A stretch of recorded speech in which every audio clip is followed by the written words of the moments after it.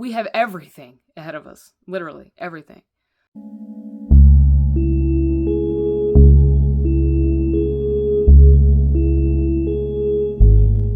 The way that we're able to bring a karmic cycle full circle and heal the patterns that reoccur in our lives is to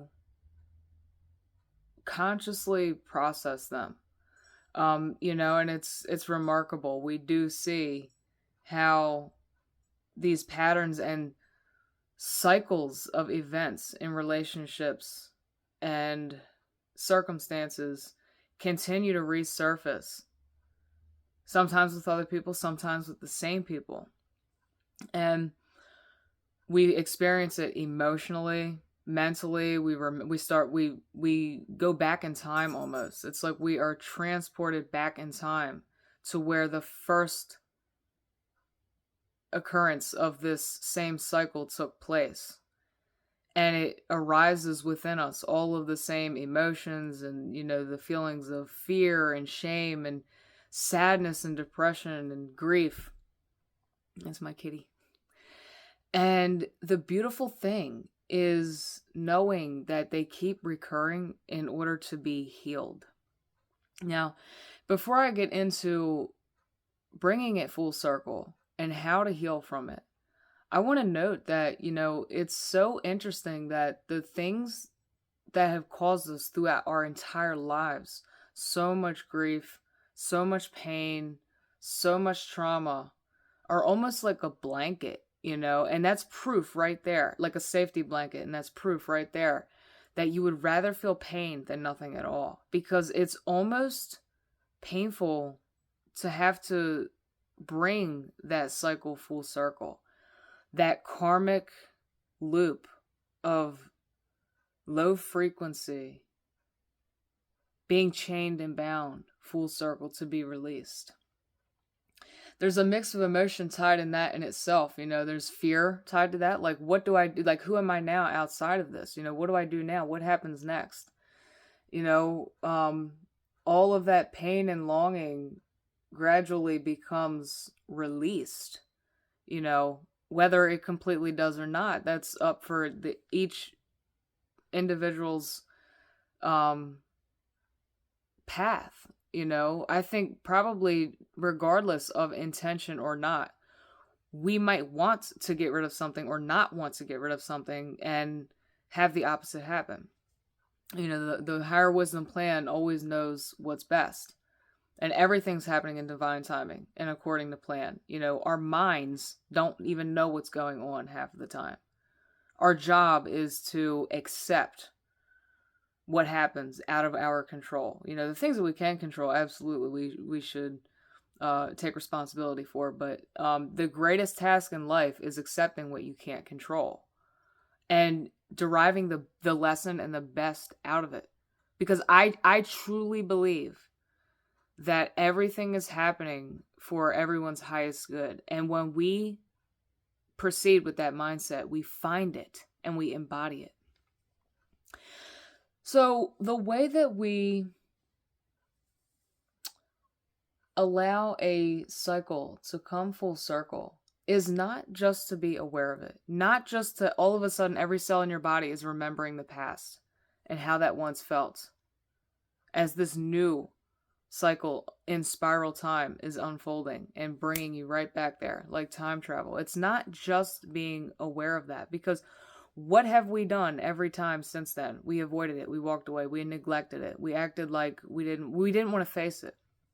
This is how people spend an entire lifetime in the same old patterns and cycles, believing they're a victim and believing that they're cursed and da-da-da-da-da. So it's being consciously aware of it is the first step. Then what needs to be done, and I'll share with you what I do. What you need to do is fully acknowledge it, like thoroughly acknowledge it. And what I do is I get in the mirror and I look myself in the eyes and I verbally speak everything as if I'm writing a story, how it makes me feel, who it is, the past, the present, connecting the dots.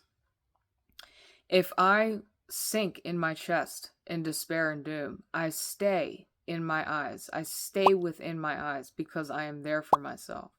Because the most important thing to me is that I can be and I become the best that I can be. To help others, to help myself, to continue healing and getting the best out of life, you know. Getting the best out of life includes facing some of life's greatest pain and challenges. If I need to cry, you better believe I drop to my hands and knees in the mirror and I cry. It's so painful. It's the most painful thing that you have to do is to face yourself and to face your story and face the parts of you that you've always avoided. But it needs to be done, you know. And if you don't verbally speak it out, which I highly recommend verbally speaking it out, and it might take a while in order to reach the place where you can actually be so brutally honest and transparent and vulnerable with yourself to where you can absolutely lay everything out on the table for yourself. Until you work up to that point, you can also write it down. And of course, no matter where you are and how vulnerable that you're willing to be and transparent, you can do both. You know, you can verbally speak it out, you can write it out. I do both as well. You know, it's not easy. I'm not sitting here telling you that it's easy, but it is what I know that I have to do. You know, regardless of the outcome, because I trust. I know that life changes in an instant. You know, things happen that we never expect. We make plans and all of a sudden the universe throws us a totally different curve, you know, and I believe full-heartedly that everything is working out for the highest good. Because I accept that, I'm able to transmute and alchemize what troubles me, what haunts me, into love because I trust, you know.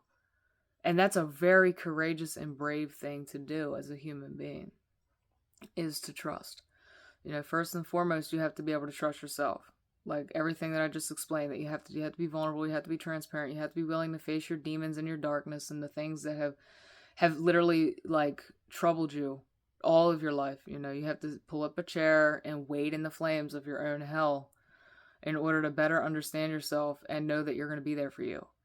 And then you can trust the universe, you know, because when you do that, you get the results back from that. You know, everything's interconnected. Set the intention, do the action, and boom, it's delivered.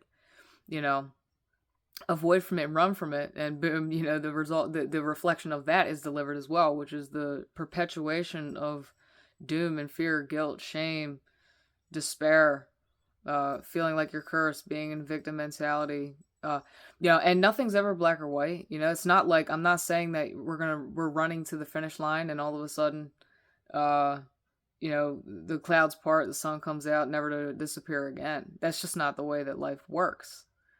You know, and part of being that courageous is accepting that and knowing that life isn't that simple. But life does not have to be so scary and hard. The more that you train yourself to do this work, what's actually happening is your neural pathways are rewiring and firing in the direction that you are consciously setting your intention as you alchemize those lower pathways and connections associated with all of the negative emotions and feelings. You rewire them, and the end result that you get in doing that work is, you know, confidence, self-esteem, feeling proud of yourself, feeling good about yourself, reaching a state of love and unity and trust. And when you rewire your brain like that so many times by doing that work, it becomes default. That means you've taken the karmic cycle full circle by healing, by rearranging and rewiring those neural pathways. And because we live in a holographic universe, all of life is now reflecting those new neural pathways, because all of life around you is reflecting your neural pathways in your subconscious mind. Because we live in a holographic simulation, and the definition of a hologram is what is in the most tiniest speck contains the whole. If you take like a holographic bookmark, like from the 90s and the 80s, and they had all those like dolphins and other cute sceneries, if you slice those up into a zillion pieces, you take the tiniest piece that you've cut out and you put it under a microscope, the entire image of the original bookmark is in that little piece. So literally, and everything's a reflection. Everything is one. Things are all on fractal scales. It's just one. We're just one. We live in a dimension where we perceive things as separate and different and with duality and everything like that. But the task of being here, the reason why we're here, is to bring karmic cycles full circle and do this work to reach that level of unity consciousness and Christ consciousness, where we realize that, everything is one, and how to transmute that illusion of separation and fear and all of that negativity. It's like, imagine it like we're in like a video game and we're playing the Earth chapter. And the Earth chapter has its own set of rules and laws to abide by in order to reach the finish line. I certainly do not claim to know everything. I have really no idea about what the universe is. I do know through my own personal experience and my innate wisdom and my claircognizance and my ability to tap in with, higher realms and the Akashic records and past lives and everything like this. This is what I know to be true, and everything that has been tried and tested throughout my own journey in life. So, and it's the greatest honor, it makes me, it's my purpose to be able to bring what I know to help the world do the same thing, do this very hard, challenging work in order to heal, and to new beginnings, new days. I mean, oh my goodness, let go. Once you let go of like the fear and the doom, and I'm not saying you're able to just drop it like it's hot and walk away from it forever. Our life experiences are within us. It's a part of our design. They'll always be a part of us. I believe in some way or another, the things that have always tortured us and the things that we've been cursed with in some way or another, on some level and scale, will always resurface in order to be re-examined, looked at more thoroughly, healed in a way that hasn't been before. I mean, this is the purpose of spiral time, right? This is the purpose of the cyclical nature of life and spiral time. But as I was saying, with everything being one, what we have inside is reflected outward. So if we change what's inside, we change outward. And this is all linked into not only creating the New Earth consciousness and unity consciousness, where the collective is in a state of oneness, and in this in the knowing that we are a collective, but also how we perceive the world, what we have inside, we see outside. So literally, look at the frequential scale. We have love, harmony, oneness, bliss, pride, anger, fear, guilt, shame. This is kind of the order from up to down, from positive to negative, high and low. Wherever we are on that frequential scale, and it doesn't matter, there's no good or bad, right or wrong. Don't feel bad if you're all the way down here, and don't feel like you're God if you're all the way up here. But wherever we are on the frequential scale is how we literally perceive the world around us, and it is reflected. What we have inside is literally what becomes on the outside. So imagine a collective where we could bring all of our karmic, or just, I'm not saying that we have to sit here and race to the finish line and win. All that's required is that we become a little bit more conscious and aware of our beingness, of our shadows, of our karma, of the things that trouble us and haunt us and torture us and that we feel cursed with. If we bring our awareness there and just work on that, just focus on that a little bit more, that's all that's required. Opportunities will arise. Opportunities will arise for us to heal and to step into a new day. And while, it is painful to say goodbye, every kind of turning of the page is painful. And as an artist, I've always been someone who expresses that. Like I'll write or I'll draw, or I'll make something that is a reflection and an expression of my grief and pain in whatever it is. But new horizons mean more opportunities, better opportunities, more alignment with your heart and soul and what you actually desire. So even though sadness, grief, and doom is like a baby blankie that we don't want to put, in the trash, we have everything ahead of us. Literally everything.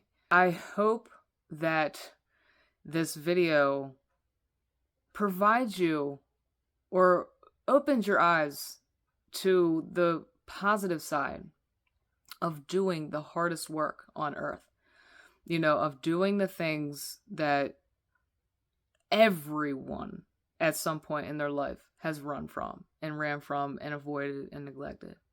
If I can shed light on the best parts of that and the reward that comes from that, that's why I'm here.